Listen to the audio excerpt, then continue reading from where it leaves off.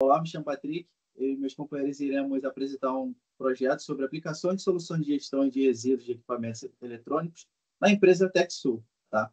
Vale lembrar que essa empresa TechSul é uma empresa real, mas inventamos um nome para preservar a imagem da empresa. Pois bem, o nosso projeto a gente visa sobre gerenciamento de resíduos eletrônicos e descarte adequado para eles. Tá? Por que a gente precisa ter esse descarte adequado? Porque muitos dos componentes eles são perigosos, tanto para o meio ambiente quanto para os seres humanos. Então, ele é necessário ter esse descarte de forma adequada, a qual o nosso projeto insere, que vamos falar a seguir. Tá? Agora eu vou falar um pouco sobre a TechSul.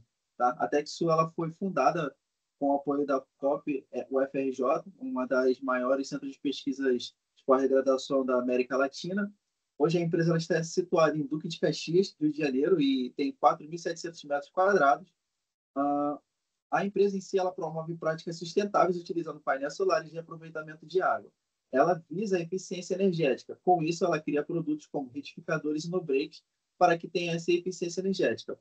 E com esses retificadores e no-break acontece às vezes falha de componentes e alguns componentes precisam ser descartados. E é isso que a empresa não está conseguindo fazer de forma adequada. Alguns componentes não são descartados, são colocados dentro do estoque junto com componentes que são novos. E isso não deveria acontecer e é isso que nós vamos inserir futuramente.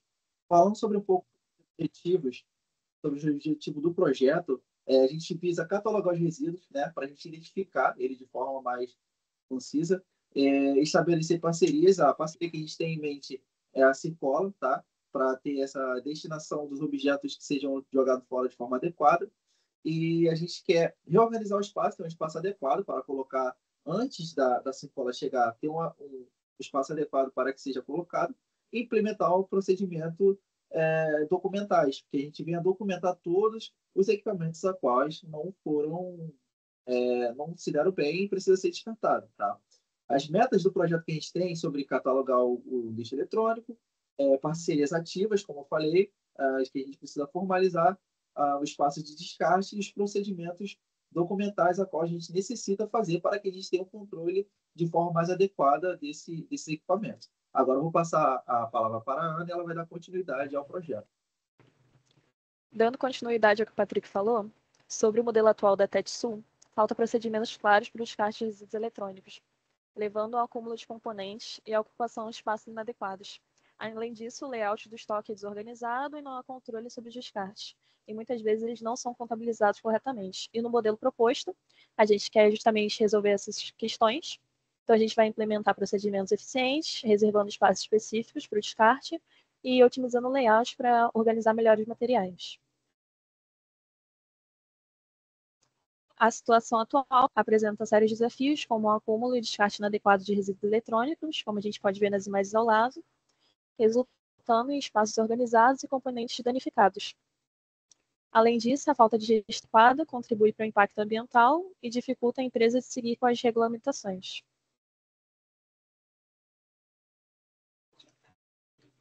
E aqui temos o processo atual do descarte do lixo eletrônico, contando com o uso dos materiais, a identificação do defeito e o retorno ao estoque. Mas mesmo assim, a gente nota que falta etapa importante como a separação, a classificação adequada e assim prejudicando a eficiência do processo. Temos o diagrama de Ishikawa, mostrando que os problemas de descarte inadequado têm várias causas, como métodos ineficazes, a falta de medidas de controle, resíduos em excesso e a falta de treinamento da equipe. Sobre os resíduos eletrônicos, eles podem ser classificados como perigosos, pois podem liberar substâncias tóxicas prejudiciais à saúde e ao meio ambiente, contaminando os lençóis freáticos. Para isso, é essencial que sejam descartados corretamente, como mostram as categorias abaixo. Agora passa o trabalho para o João. Dando continuidade, a seguir temos o tipo G lixo descartado pela TechSul, no qual a tabela a seguir mostra os produtos, as descrições dos produtos e os componentes que compõem os produtos. E também temos os riscos ao meio ambiente que cada produto traz. Bom, a seguir temos uma análise de 3 meses de operação de descarte aplicado depois do procedimento, em outubro, novembro e dezembro. A seguir, vemos a tabela com os produtos, componentes e as respectivas quantidades descartadas nos 3 meses. Bom, a seguir temos a tabela de 5WH, no qual foi usada para planejar os processos e ações conforme abaixo. Temos também que foi implementado um procedimento, um fluxograma, que vai desde a identificação de um possível defeito ao devido descarte ou retorno à operação. Temos também um formulário que o pessoal de operações vai utilizar na hora de pegar o e-lixo e deve preencher com as respectivas informações. Passo a palavra para o Leandro. Dando continuidade aqui às ações que a gente realizou, a gente tem aqui a representação, né, atual do layout de descarte da empresa TechSoup. Então, a gente observa que a gente não tinha um local apropriado, né, para o descarte dos resíduos. E na nossa proposta, né, a gente tem aqui um lugar reservado para o descarte desses resíduos. E como ação também a gente elaborou, né, o procedimento de descarte. Então, na hora que o time de gestão é acionado ali pelo time de operações, né, que identifica que um produto, um componente, ele precisa ser descartado ou reciclado, então eles fazem ali o formulário de requisição, né, e aí ao chegar no time de gestão de estoque, o componente eletrônico ele precisa ser contabilizado, então o time de gestão de estoque faz a contabilização desses componentes eletrônicos, depois eles vão fazer a segregação desses componentes eletrônicos. Então, cada componente eletrônico ele deve ser segregado de acordo com o seu tipo, né, específico.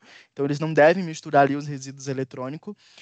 Depois, eles devem acondicionar ou guardar, né,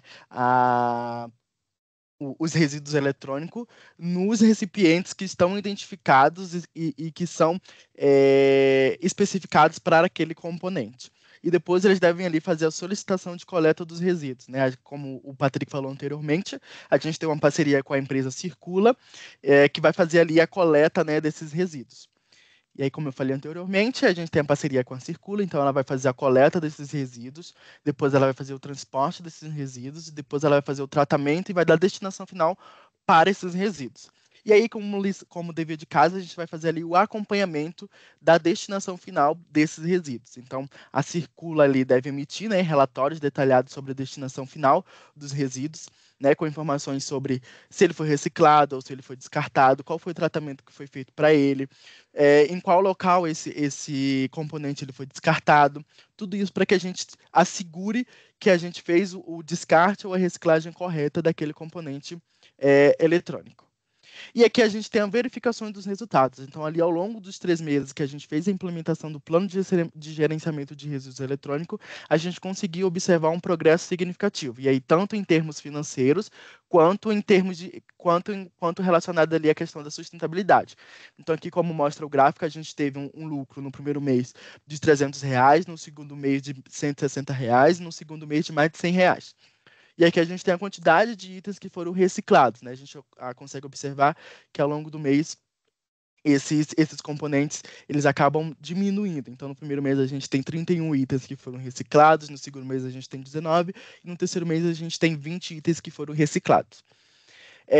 E ali, além, né, da questão financeira, a gente tem aqui a questão da penalidades e multas. Então, a gente fazendo o gerenciamento correto dos componentes eletrônicos, a gente evitou, né, que a empresa pudesse ali ter tido uma multa aplicada, né, entre 50 a 150 mil, devido ali àquele volume de resíduos perigosos que estavam sendo armazenados inadequadamente.